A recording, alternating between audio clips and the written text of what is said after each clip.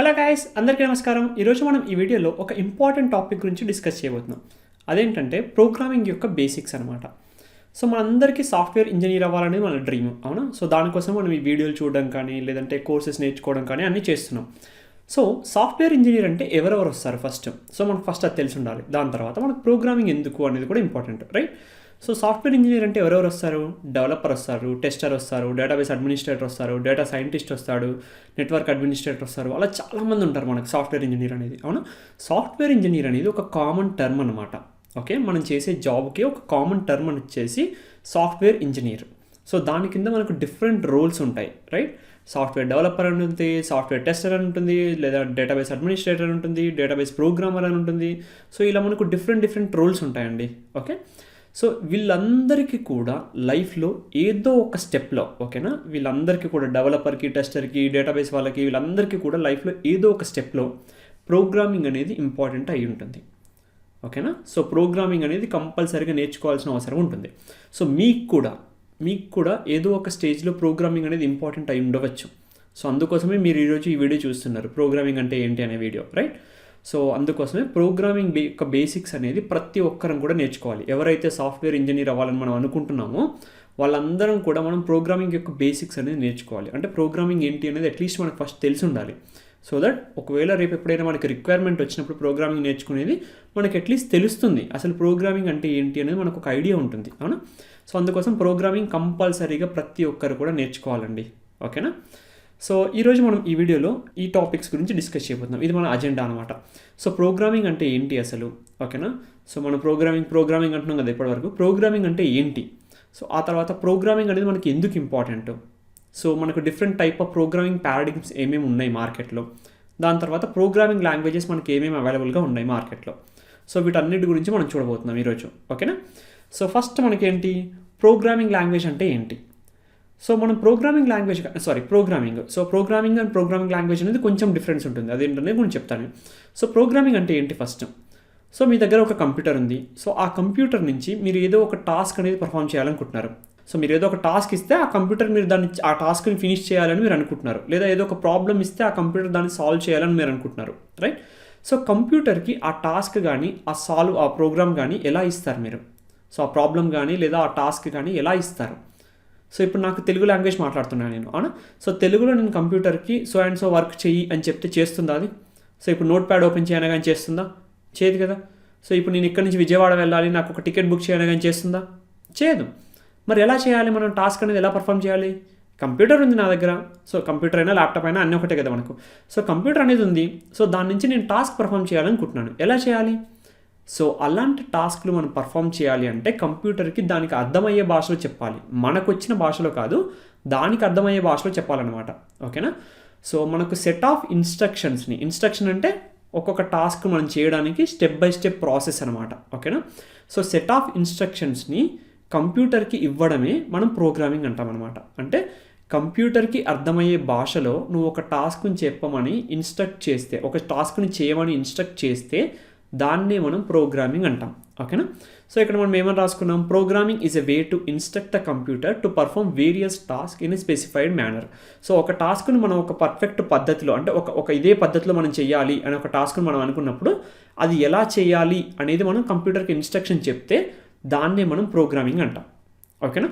So అర్థమైంది కదా మీకు ప్రోగ్రామింగ్ అంటే ఏంటనేది. సో నెక్స్ట్ మనకు ప్రోగ్రామింగ్ అనేది ఎందుకు important? So first and most important thing ఏంటంటే మనందరం సాఫ్ట్వేర్ ఇంజనీర్స్ అవ్వాలనుకుంటున్నాం, అవునా? సో మనందరికీ లైఫ్లో ఏదో ఒక స్టేజ్లో ప్రోగ్రామింగ్ అనేది కంపల్సరీగా అవసరం ఉంటుంది. సో అందుకోసం పక్కా మనం ప్రోగ్రామింగ్ అనేది నేర్చుకోవాలండి, ఓకేనా? సో ప్రోగ్రామింగ్ అనేది నేర్చుకోకపోతే ఏమవుతుంది? మన జాబ్ పోయే ఛాన్స్ ఉంటుంది. ఒకవేళ జాబ్ రాకపోయి ఉంటే జాబ్ రాకపోయే ఛాన్స్ కూడా ఉంటుంది, అవునా? సో జాబ్ రావాలన్నా, వచ్చిన జాబ్ నిలబెట్టుకోవాలన్నా, లేదా జాబ్లో ఎక్సెల్ అవ్వాలనుకున్నా, నువ్వు ఎక్సెల్ అంటే మంచిగా ఎదగడం అనమాట. సో వీటిల్లో ఏ దానికైనా సరే మీకు ప్రోగ్రామింగ్ అనేది కంపల్సరీగా వచ్చి ఉండాలి, రైట్? సో ఇది మనకు మెయిన్ ఇంపార్టెంట్ రీజన్. అది కాకుండా నార్మల్గా ఇంకో ఫ్యాక్టర్ కూడా ఉంది మనకి. ఏంటి? మనం కంప్యూటర్కి టాస్క్ ఇచ్చి ఆ టాస్క్ని పర్ఫామ్ చేయమని చెప్తున్నాం, లేదా కంప్యూటర్కి ఒక ప్రాబ్లం ఇస్తున్నాం, ఆ ప్రాబ్లమ్ని సాల్వ్ చేయమని చెప్తున్నాం, రైట్? సో కంప్యూటర్ ఎంత ఎఫిషియెంట్గా చేయాలి అండ్ కంప్యూటర్ ఏ వేలో పర్ఫామ్ చేయాలి ఆ టాస్క్ని, ఓకేనా.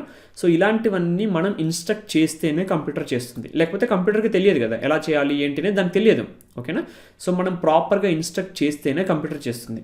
సో ఆ ఇన్స్ట్రక్ట్ చెయ్యాలి అంటే నువ్వేం నేర్చుకోవాలి, కంపల్సరీగా ప్రోగ్రామింగ్ అనేది నేర్చుకోవాలి, రైట్. సో కంప్యూటర్ యొక్క ఫుల్ పొటెన్షియల్ని నువ్వు యూజ్ చేసుకోవాలి అని అనుకుంటే ప్రోగ్రామింగ్ అనేది కంపల్సరీగా వచ్చి ఉండాలి, ఓకేనా. సో నెక్స్ట్ మనకు ప్రోగ్రామింగ్ ప్యాడింగ్స్ ఏమేమి ఉన్నాయి. సో ప్యాడింగ్ అంటే ఏంటి, ఇక్కడ మనకు ప్యాడింగ్ అంటే ఏంటంటే ఒక ప్రోగ్రామ్ ఉంది లేదా ఒక ప్రాబ్లం ఉంది, ఓకే. సో ప్రోగ్రామ్ కాదు, ఒక ప్రాబ్లం ఉంది. సో ఒక ప్రాబ్లమ్ని నువ్వు ఎలా సాల్వ్ చేస్తావు. సో ఏ ప్రాబ్లం అయినా తీసుకోండి మీరు, దానికి ఒకటే సొల్యూషన్ ఉండదు, రైట్. డిఫరెంట్ సొల్యూషన్స్ ఉంటాయి అండ్ మనం చేసే విధానంలో కూడా డిఫరెన్స్ అనేది ఉంటుంది, అవునా. సో ఒక ప్రాబ్లమ్ని నువ్వు ఎలా సాల్వ్ చేస్తున్నావు అన్నది చెప్పేదే మనకు ప్యాడింగ్ అనమాట. అంటే ఏదైనా ఒక ప్రాబ్లమ్ని నువ్వు కంప్యూటర్కి ఇచ్చి ఇన్స్ట్రక్ట్ చేసేటప్పుడు దాన్ని ఎలా సాల్వ్ చేస్తున్నావు అన్న ఆ ప్రాసెస్ ఏదైతే ఉందో దాన్ని మనం ప్యాడింగ్ అంటాం. సో మనకు బేసిక్గా 2 టైప్స్ ఆఫ్ ప్యాడింగ్స్ ఉన్నాయండి. ఒకటేమో ఇంపారేటివ్ అండ్ ఇంకొకటి వచ్చేసి డిక్లరేటివ్ అనమాట.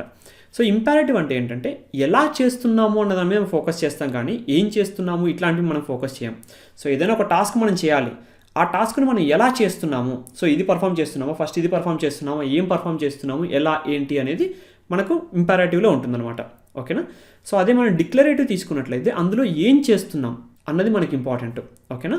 సో ఈ రెండు కూడా మనకు మెయిన్ ప్రోగ్రామింగ్ ప్యాడింగ్స్లో టైప్స్ అనమాట. అండ్ వీటిల్లో మళ్ళీ సబ్ టైప్స్ ఉంటాయండి, ఓకేనా. అంటే ఈ ప్రోగ్రామింగ్ ప్యాడింగ్లో మళ్ళీ ఇంటర్నల్గా సబ్ టైప్స్ ఉంటాయి. సో ఇప్పుడు మీరు ఇంపారేటివ్ ప్రోగ్రామింగ్ అనేది తీసుకుంటే దాంట్లో ప్రొసీజరల్ ఉంది, స్ట్రక్చరల్ ఉంది, ఆబ్జెక్ట్ ఓరియంటెడ్ ఉంది. అదేవిధంగా డిక్లరేటివ్ తీసుకున్నట్లయితే ఫంక్షనల్ ఉంది, లాజిక్ ఉంది, డేటాబేస్ ప్రోగ్రామింగ్ అని ఉంది. సో ఇలా మనకు డిఫరెంట్ టైప్ ఆఫ్ ప్రోగ్రామింగ్ అనేది ఉంది. సో అన్నింటినీ మనం నేర్చుకోవాలంటే అవసరం లేదండి. మీరు ఏదైనా ఒకటి నేర్చుకోవచ్చు, అన్నీ నేర్చుకోవాల్సిన అవసరం లేదు.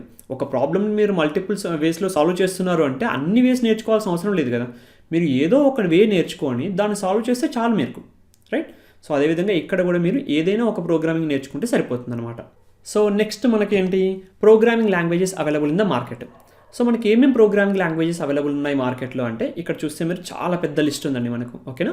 సో ఇక్కడ నేను ఇచ్చింది ఓన్లీ ఇంకా కొన్నే అన్నమాట. సో ఇంకా దీంతో పాటు పోలిస్తే మనకు చాలా ప్రోగ్రామింగ్ లాంగ్వేజెస్ ఉన్నాయి, ఓకే. సో ట్రస్ట్ మీ, అవన్నీ కూడా ఎవరు నేర్చుకోలేదు ఇప్పటివరకు. సో అన్ని ప్రోగ్రామింగ్ లాంగ్వేజెస్ని నేర్చుకోవడం అంటే దేవుని తరమే, అది మన తరం కాదు అది, ఓకేనా. సో అన్ని ప్రోగ్రామింగ్ లాంగ్వేజ్ నేర్చుకోవాల్సిన అవసరం లేదు. మనకు కావాల్సింది మన రిక్వైర్మెంట్ని బేస్ చేసుకొని మనం ఏ ప్రోగ్రామింగ్ లాంగ్వేజ్ కావాలంటే అదే నేర్చుకోవాలన్నమాట. సో అసలు ప్రోగ్రామింగ్ లాంగ్వేజ్ అంటే ఏంటి, మనం ఇప్పటివరకు ఏమో ప్రోగ్రామింగ్ అన్న ఒక టర్మ్ వాడుకున్నాం, ఇప్పుడేమో ప్రోగ్రామింగ్ లాంగ్వేజ్ అంటున్నాం. సో అసలు ఏంటి డిఫరెన్స్, వీటికి రెండు ఒకటేనా లేదా డిఫరెన్స్ ఏమైనా ఉందా. సో డిఫరెన్స్ అనేది ఒక స్మాల్ డిఫరెన్స్ ఉందండి. ఏంటంటే ప్రోగ్రామింగ్ అంటే ఏంటి, మనం కంప్యూటర్కి ఇచ్చే సెట్ ఆఫ్ ఇన్స్ట్రక్షన్స్, అవునా.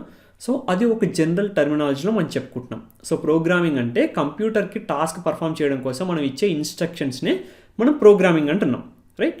సో ఆ ఇన్స్ట్రక్షన్స్ని ఏ లాంగ్వేజ్లో నువ్వు ఇస్తావు అంటే తెలుగు, ఇంగ్లీష్, హిందీ కాదండి. సో ఇప్పుడు మనకు తెలుగులో, ఇంగ్లీష్లో, హిందీలో ఎలా అయితే మనకు లాంగ్వేజ్ రూల్స్ ఉన్నాయి, అవునా. సో ఇప్పుడు తెలుగు తీసుకుంటే అచ్చులు, హల్లులు, సందులు, సమాసాలు ఇట్లా మనకు చాలా ఉంటాయి, అవునా. సో అదేవిధంగా మనకు ప్రతి ఒక్క ప్రోగ్రామింగ్లో కూడా లాంగ్వేజ్ ఉందన్నమాట, ఓకేనా. సో డిఫరెంట్ లాంగ్వేజెస్ ఉన్నాయి. ఆ లాంగ్వేజెస్లో ఒక స్పెసిఫిక్ సింటాక్స్ ఉంటుంది. అంటే సో ఇప్పుడు నువ్వు 1+2 అంటే మనం ఏదైనా క్యాలిక్యులేషన్ చేయాలనుకో ఒక లాంగ్వేజ్లో ఒక విధంగా ఉంటుంది, ఇంకో లాంగ్వేజ్లో ఇంకో విధంగా ఉంటుంది. సో అదేవిధంగా నువ్వు ఏదైనా ఒక టెక్స్ట్ని ప్రింట్ చేయాలనుకో, సో ఒక లాంగ్వేజ్లో ఒక విధంగా ఉంటుంది, ఇంకో లాంగ్వేజ్లో ఇంకో విధంగా ఉంటుంది, ఓకేనా. సో వీటన్నిటిని కూడా కంప్యూటర్ అర్థం చేసుకుంటుంది అండ్ మనకు కూడా అర్థమయ్యే విధంగా ఉంటాయి. అంటే మనం వన్స్ నేర్చుకున్న తర్వాత మనకు కూడా అర్థమవుతాయి అవి, ఓకే. సో మనం పర్ఫామ్ చేయాలనుకున్న టాస్క్ని డిఫరెంట్ వేస్లో అంటే సాల్వ్ చేసే టెక్నిక్లో వేరే కాదు, నువ్వు ఆ సాల్వ్ చేసే ఇన్స్ట్రక్షన్ ఉంది కదా, ప్రతి ఒక్క ఇన్స్ట్రక్షన్ నువ్వు రాస్తున్నావు కదా, ఆ ఇన్స్ట్రక్షన్ని నువ్వు డిఫరెంట్ లాంగ్వేజెస్లో కూడా రాయొచ్చు అనమాట. సేమ్ అప్రోచ్ని డిఫరెంట్ లాంగ్వేజెస్లో కూడా నువ్వు ఫాలో అవ్వచ్చు, ఓకే. సో దాన్ని మనం ప్రోగ్రామింగ్ లాంగ్వేజ్ అంటాం.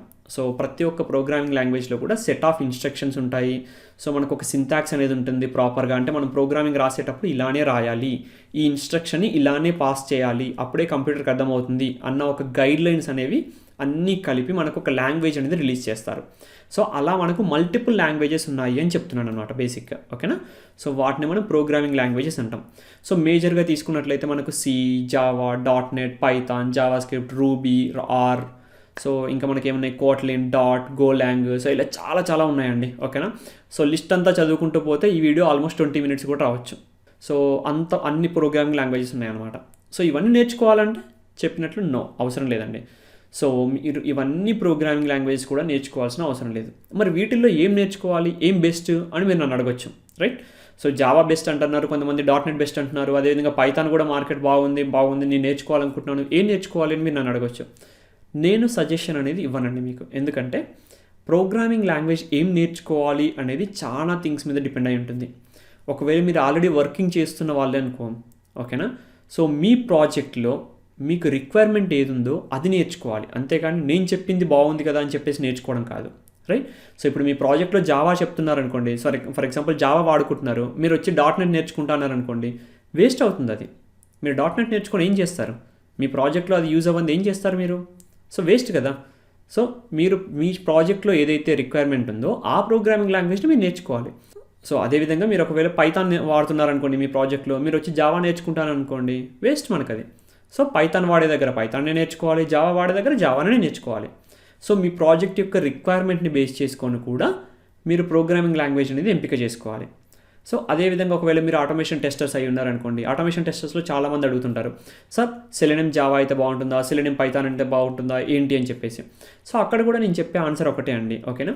సో మీ ప్రాజెక్ట్ యొక్క రిక్వైర్మెంట్ ఇవన్నిటిని బేస్ చేసుకొని మీరు నేర్చుకోవాలండి ఏదైనా సరే. సో ప్రతి ఒక్క దానికి కూడా మార్కెట్ అనేది ఉంది, ఓకేనా. జావా, పైథాన్ ఇవన్నీ కూడా టాప్ 10 లాంగ్వేజెసే. సో వీటిల్లో ఏది కూడా 10 తర్వాత లేదు మనకు, ఓకే.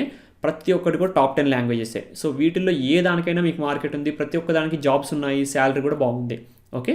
సో అలాంటప్పుడు ఏం నేర్చుకోవాలి అనే కన్ఫ్యూజన్ వదిలేసి ప్రోగ్రామింగ్ యొక్క టాపిక్స్ ఏదైతే కాన్సెప్ట్స్ ఉన్నాయో వాటిని పర్ఫెక్ట్గా నేర్చుకోండి మీరు. అప్పుడు ఏ ప్రోగ్రామింగ్ లాంగ్వేజ్కి వెళ్ళడానికైనా మీకు ఈజీగా ఉంటుంది. కోర్ కాన్సెప్ట్ అనేది ప్రతి ప్రోగ్రామింగ్ లాంగ్వేజ్లో సేమ్గా ఉంటుంది. సో ప్రోగ్రామింగ్ యొక్క కోర్ కాన్సెప్ట్స్ అనేది మీరు ఏ లాంగ్వేజ్లో అయినా సేమ్గా ఉంటుంది కాబట్టి వాటిని స్ట్రాంగ్గా నేర్చుకున్నారంటే ఏ లాంగ్వేజ్ మీదకైనా మీరు ఈజీగా జంప్ అవ్వచ్చు, ఓకే. సో ఒకవేళ కావాలంటే 2-3 కూడా నేర్చుకోవచ్చు మీరు, ప్రాబ్లమే లేదు. 2-3 నేర్చుకుంటే ఇంకా మంచిది అది, ఎందుకంటే మీకు మార్కెట్లో డిమాండ్ ఎక్కువ ఉంటుంది. ఒకవేళ మీకు జావా ఉందనుకో, ఫర్ ఎగ్జాంపుల్ జావా .NET నేర్చుకున్నారనుకో, ఫర్ ఎగ్జాంపుల్ రేపు జావా అనేది పడిపోయింది కంప్లీట్గా, మీకు .NET ఉంది, సో మీకు జాబ్ అనేది పోయే ఛాన్స్ లేదు, మీకు స్టిల్ వాల్యూ అనేది ఉంటుందన్నమాట. అండ్ అదేవిధంగా ఒకవేళ మల్టిపుల్ ప్రోగ్రామింగ్ లాంగ్వేజెస్ వస్తే మీరు మార్కెట్లో శాలరీ కూడా ఎక్కువ డిమాండ్ చేయొచ్చు, ఓకే. సో ఇలా మనకు చాలా చాలా ఫ్యాక్టర్స్ ఉంటాయి. సో అందువల్ల మీరు ఈ ఫ్యాక్టర్స్ అన్నిటిని కన్సిడర్ చేసి ఏ ప్రోగ్రామింగ్ లాంగ్వేజ్ నేర్చుకోవాలి ఏంటి అనేది డిసైడ్ అవ్వచ్చు. సో మీకు ఆల్రెడీ ఒక ప్రోగ్రామింగ్ లాంగ్వేజ్ అనేది మీ ప్రాజెక్ట్లో వాడుతూ ఉంటే డైరెక్ట్గా దాన్నే నేర్చుకోండి, ఎందుకంటే మీకు వర్క్ చేయడానికి ఒక ఛాన్స్ అనేది దొరుకుతుంది అక్కడ. సో ఆ ప్రోగ్రామింగ్ లాంగ్వేజ్ని నేర్చుకోండి అండ్ అదేవిధంగా వర్క్ కూడా చేయొచ్చు మీరు. సో అదండి మనకు ప్రోగ్రామింగ్ యొక్క బేసిక్స్. సో ఇప్పుడు మీకు తెలుసు ప్రోగ్రామింగ్ అంటే ఏంటి, అసలు ప్రోగ్రామింగ్ ఎందుకు నేర్చుకోవాలి అని అన్నీ మీకు తెలుసు ఇప్పుడు, రైట్. సో ఇప్పుడు మీకు ఎవరైనా ఏదైనా ఒకవేళ మీ ప్రాజెక్ట్లో కానీ ఎక్కడైనా డిస్కషన్ వచ్చిందనుకోండి, మనం ఈ ప్రోగ్రామింగ్ లాంగ్వేజ్ నేర్చుకోవాలి అని చెప్పేసి, అప్పుడు మీకు ఒక ఐడియా ఉంది, అసలు ప్రోగ్రామింగ్ లాంగ్వేజ్ ఎందుకు నేర్చుకోమంటున్నారు మా మేనేజరు అనేది మీకు ఒక ఐడియా ఉంది ఇప్పుడు, రైట్. సో ఈ ఐడియా లేకుండా మీరు ఒకవేళ అక్కడ కూర్చొని ఉంటే ఏం మాట్లాడుకుంటున్నారో మీకు తెలిసేది కాదు. సో అందుకోసమే ప్రోగ్రామింగ్ యొక్క బేసిక్స్ అనేది చాలా చాలా ఇంపార్టెంట్, ఓకే. సో ఈ వీడియోకి ఇంకా ఇంతేనండి. Thank you, bye bye.